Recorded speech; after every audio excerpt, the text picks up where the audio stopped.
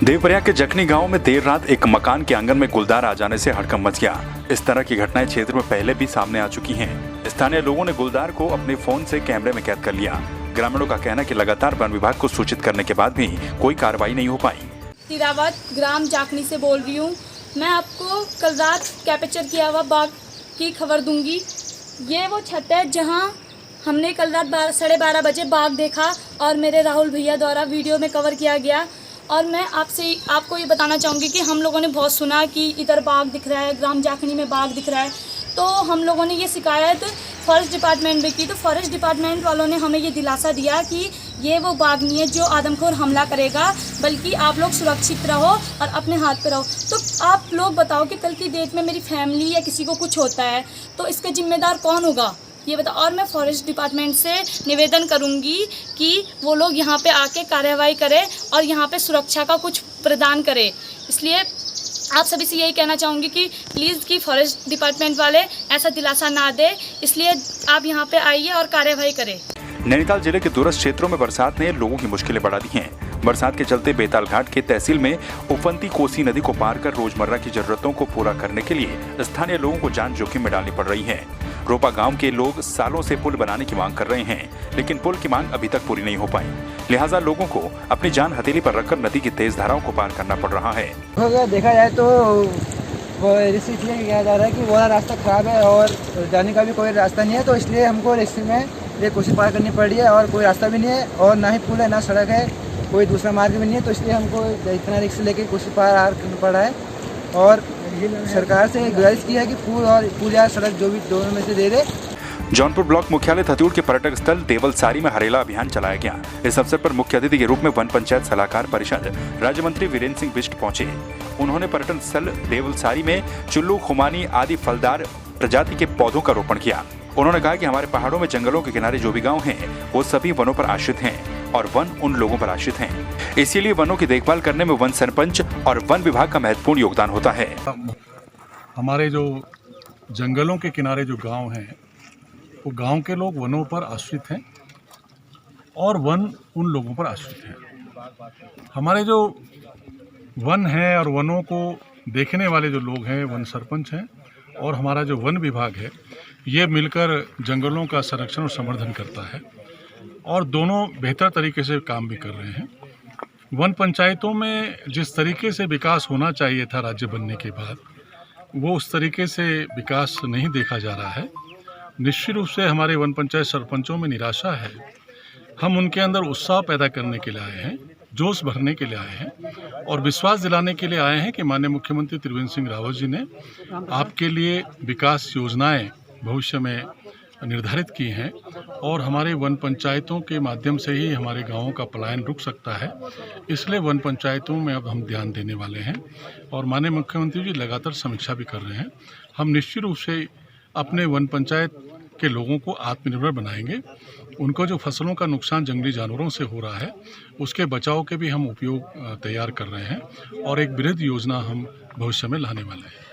से वन पंचायतों का जो सम्मेलन था, इसमें हमारे जो अभी उत्तराखंड में वन पंचायत सलाहकार परिषद के अध्यक्ष थे वीरेंद्र सिंह बिष्ट जी का, इनका हमने कार्यक्रम रखवाया था और इसमें जो वन पंचायतों की बहुत सारी समस्याएं थी, इस पर हमने उनको अपनी समस्याओं से अवगत कराया और जो बहुत सारे बजट का अभाव है और वन क्षेत्रों में जो है कार्य करने का अधिकार वन सरपंचों के पास नहीं है और इस ग्रीन बेल्ट के अंतर्गत जो देवलसारी और जो ये जौनपुर रेंज के अंतर्गत ग्रीन बेल्ट है, इसमें वन सरपंचों की भूमिका के लिए हमने कार्यक्रम यहाँ पर आयोजित किया था और निश्चित रूप से मंत्री जी की तरफ से आश्वासन है कि भाई इस क्षेत्र में जो भी कार्य होंगे वो सारे वन पंचायत के सरपंचों को विश्वास में लेते हुए वन फॉरेस्ट विभाग कराएगा। जिला मुख्यालय गोपेश्वर में पिछले 4 दिनों से पेयजल की आपूर्ति ठप होने से आक्रोशित जनता का गुस्सा आज जल विभाग के अधिकारियों पर फूट पड़ा। स्थानीय लोगों ने मुख्य बाजार चौराहे पर जाम लगाकर संबंधित अधिकारियों का घेराव कर जमकर नारेबाजी की। स्थानीय लोगों ने जल विभाग के अधिकारियों पर आरोप लगाते हुए कहा कि पिछले कई दिनों से नलों में कीचड़ वाला पानी सप्लाई किया जा रहा था, लेकिन हद तो तब हो गई जब पूरे नगर क्षेत्र में पानी की सप्लाई बंद हो गई और 4 दिन से लोग पानी के लिए तरस रहे हैं। प्रदर्शनकारियों का कहना है कि शीघ्र ही पानी की आपूर्ति अगर सुचारू नहीं होती तो आंदोलन किया जाएगा। और जल निगम की दोनों अधिकारियों से हमने जब जल संस्थान के अधिकारी यहाँ पर आए हैं और इन दोनों विभागों का एक मामला है कि एक दूसरे का आरोप मरते हैं कि हमारी लाइनें हैंड ओवर नहीं है। हमारा इनसे कहना ये है, जल संस्थान को हम विद्युत का पानी का बिल पे करते हैं तो जिम्मेदारी इनकी है। पानी की व्यवस्था पूरे नगर में व्यवस्थित करने का काम इनका है। और आज हमने इनको बोला है कि आज आप हमको प्रोफेसर नगर की पानी की व्यवस्था का रूट चार्ट बना कर देंगे कि आप प्रोफेसर नगर में पानी किस तरीके से पहुँचाएंगे, तब हम इनको यहाँ से जाने देंगे, नहीं तो यहाँ तब तक यही रहेंगे। 4 दिन से पूरा जिला मुख्यालय पानी की किल्लत से जूझ रहा है। अभी तक लोग अपना जो है संचय किया हुआ पानी ही इस्तेमाल कर रहे थे, परंतु बीते जो है 2 दिन पहले इनके द्वारा गंदा पानी जनता को दिया गया। ये सारा लग रहा है कि साजिश के तहत इस पूरे नगर का पानी जो है संस्थान के कर्मचारियों द्वारा बंद कर दिया गया है। इस तरह की मनमानी इन ऐसे अधिकारियों की हम नहीं सहने देंगे। और जो ये पानी की किल्लत अगर ने सिर दूर नहीं की तो एक बहुत बड़ा आंदोलन यहाँ पे जन आंदोलन खड़ा हो सकता है। पहले गंगा जो जल निगम करता है, सप्लाई लाइन टूट गई थी, कल शाम उन्होंने जोड़ दी थी, लेकिन रात को फिर दोबारा से वज्रपात हुआ है तो उनके द्वारा बताया गया कि दोबारा से फिर लाइन टूट गया उनकी। और जो हमारे पुराने स्रोत हैं उससे हम अपर पोर्शन पेट्रोल पंप से ऊपर अपर बाजार यहाँ तक सप्लाई देने हमारे संभव हो पा रहे हैं। टिहरी में मोलियार फाउंडेशन ने चंबा प्रखंड के इंडवाल गांव में वृक्षारोपण कार्यक्रम का आयोजन किया। इस अवसर पर ग्रामीणों के साथ मिलकर औषधीय पौधों का रोपण किया गया। मोलियार फाउंडेशन के अध्यक्ष डॉक्टर रविंद्र स्नेही ने बताया कि श्रावण मास के उपलक्ष्य में वृक्षारोपण का आयोजन किया गया है, जिसमें वन विभाग के सहयोग से इंडवाल गांव में औषधीय पौधे रोपे गए हैं। मोलियार फाउंडेशन की पूरी टीम ग्राम सभा इंडवाल गांव में वृक्षारोपण के लिए आई है, जो कि एक वर्तमान समय में पुण्य का काम है। और वर्तमान परिस्थिति को देखते हुए हमें जल, जंगल और ज़मीन बचाने की आवश्यकता है, जिसके लिए वृक्षारोपण कार्यक्रम मोलियार फाउंडेशन की टीम के द्वारा अलग अलग गाँवों में किया जा रहा है। आज के दिन इंडवाल गाँव में आए हैं। मैं गांव वालों का आभारी हूं कि जिन्होंने हमारे साथ सहयोग कर वृक्षारोपण कार्य को संपन्न किया। टिहरी जिले के चंबा ब्लॉक के ग्राम पंचायत बड़ा सूटा में लोक निर्माण विभाग के द्वारा बनाया गया पुस्ता बारिश के चलते टूट गया, जिसके कारण लोगों को आवागमन में दिक्कतें हो रही हैं। वहीं ग्रामीणों ने पुस्ता टूटने को लेकर आक्रोश जताए हैं। ग्रामीणों ने कहा कि लोक निर्माण विभाग ने ये पुस्ता अभी कुछ समय पहले ही बनाया था, जो कि पहले ही बारिश में टूट गया। उन्होंने कहा कि पुस्ता निर्माण मानकों के अनुरूप नहीं हुआ है। इसको टूटे हुए 5-7 दिन हो गए हैं।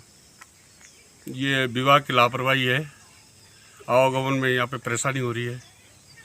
PWD को हमने फ़ोन कर दिया है कि ये पुस्ता ढह गया, इसको अभी लगे हुए साल भर भी नहीं हुआ है। इसलिए हम प्रशासन से मांग करते हैं कि ये पुस्ता जल्दी लगाया जाए। इसको 1 हफ्ता हो गया टूटे हुए। अरे हमारे मेन रोड पे है, जहाँ से हमारी रोड स्टार्ट हो रही है ग्राम बड़ा सिवटा की, और हमारे लिए आवागमन में बहुत ही ज़्यादा परेशानी हो रही है। अरे मैं प्रशासन से कहना चाहूँगी कि वो जल्दी से जल्दी हमारी रोड का वो करे, निस्तारण करे। इस पे कितना पैसा लगा होगा आप लोग भी समझ सकते हैं कि कितने लाखों रुपए खर्च हुए होंगे इस पुस्ते पे। तो ये सरासर आप देख सकते हैं कि प्रशासन की लापरवाही है। धर्मनगरी हरिद्वार में आगामी कुंभ 2021 के दृष्टिगत उत्तराखंड पावर कॉर्पोरेशन लिमिटेड के द्वारा करवाए जा रहे बिजली के तारों की अंडरग्राउंड केबलिंग के कार्य करने में विभाग और स्थानीय लोगों को समस्याएं आ रही हैं। विभिन्न समस्याओं का संज्ञान लेते हुए उत्तराखंड पावर कॉर्पोरेशन लिमिटेड के प्रबंध निदेशक नीरज खैरवाल ने हरिद्वार, हरकी-पैड़ी और आसपास के क्षेत्रों में चल रहे निर्माण कार्यों का स्थलीय निरीक्षण किया। उन्होंने इन कार्यों को तय सीमा पर करने के जरूरी दिशा निर्देश भी दिए। देखिए, आज जो हमारा ये जो कुंभ क्षेत्र है, इसके लिए जो हमारा UPCL की तरफ से जो बहुत एक वृहद स्तर पे जो कार्य चल रहा है, जिसमें हमारा कुंभ क्षेत्र के अंदर पूरा ये अंडरग्राउंडिंग जो होता है, सारी जो बिजली के काम हैं इनको किए जाने का है। इसी क्रम में आज एक बैठक रखी गई जिसमें जिलाधिकारी महोदय भी आए थे और उसके साथ में हमारे जो अपर मेलाधिकारी हैं श्री हरिवीर जी, ललित नारायण जी, वो भी थे। उसी के साथ में हमारे UPCL के जो डायरेक्टर वगैरह हैं, जो पूरी टीम थी, उनके साथ में जो कार्यदायी संस्था है, विभिन्न बिंदुओं पर चर्चा की गई। क्या समस्या है कि जिसकी वजह से काम इतना स्लो हो रहा है, कौन सी ऐसी चीज़ें हैं जिसको अगर ठीक किया जाए तो ये सारे काम फास्ट हो सकते हैं। कुछ जगह खड्डे हैं जो अभी तक नहीं भरे गए हैं, कुछ जगह ऐसे 1-2 मामले आए कि जिस तरह कहीं गाय गिर गई है, तो ये स्थिति क्यों आई है और उस पर क्या कार्रवाई की जानी चाहिए। उन सभी को देखते हुए निरीक्षण भी किया जा रहा है जो स्पोर्ट का, कि जो हमारा काम है कौन से अधूरे हैं। तो पूरा एक टास्क फोर्स बनाई गई है जिसके द्वारा ये सारा काम डेली मॉनिटरिंग किया जाएगा। और जो हमारी एक्सपेक्टेड डेडलाइन है, जैसे माननीय मंत्री जी के द्वारा जो बैठक की गई थी अभी सचिवालय के अंदर, और सचिव महोदया के द्वारा डायरेक्शन दिए गए थे कि 15 अक्टूबर तक ये काम होना है, तो आज पूरा उसकी एक प्लानिंग की गई है कि किस प्रकार से ये काम 15 अक्टूबर से पहले खत्म किया जाना है। उत्तराखंड में अब तक बीजेपी और कांग्रेस 2 ही पार्टियां सत्ता पर काबिज थी। वहीं तीसरे विकल्प को लेकर लगातार कई बार पार्टियों के बीच संघर्ष भी रहा। उत्तराखंड में 2022 में विधानसभा के चुनाव होने हैं। ऐसे में बसपा ने एक बार फिर से पुराने साथियों पर उम्मीद जताते हुए तीसरे मोर्चे की ताल ठोक दी है। कांग्रेस के पूर्व प्रदेश सचिव महेश प्रताप राणा ने चेतावनी देते हुए कहा कि अभी तक तीसरे विकल्प का तो उत्तराखंड में सवाल ही नहीं उठता। उत्तराखंड में 2022 के विधानसभा चुनाव नजदीक है, ऐसे में राजनीतिक पार्टियों की सियासत भी तेज हो गई है। बीएसपी ने अपने पुराने साथियों पर उम्मीद जताते हुए एक बार फिर से उत्तराखंड में तीसरे मोर्चे को लेकर ताल ठोक दी है। ऐसे में कांग्रेस के पूर्व प्रदेश सचिव महेश प्रताप राणा ने चेतावनी देते हुए कहा है कि उत्तराखंड में तीसरे विकल्प का सवाल ही नहीं होता।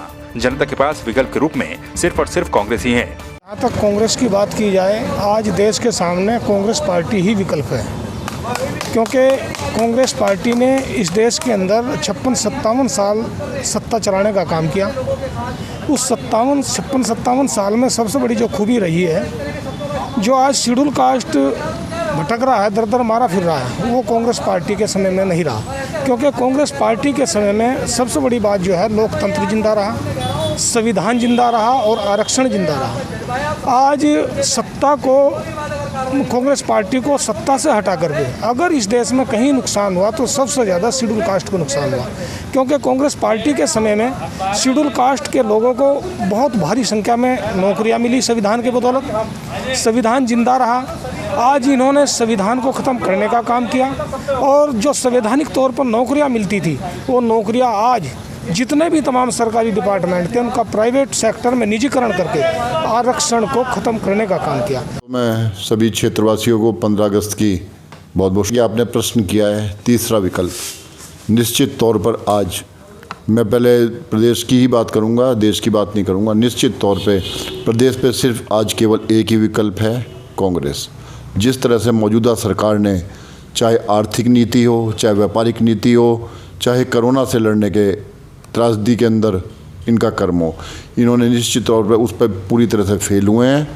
आज जिस स्पीड से कोरोना के मरीज यहाँ बढ़ रहे हैं, वो सब सरकार की नाकामी के कारण बढ़ रहे हैं।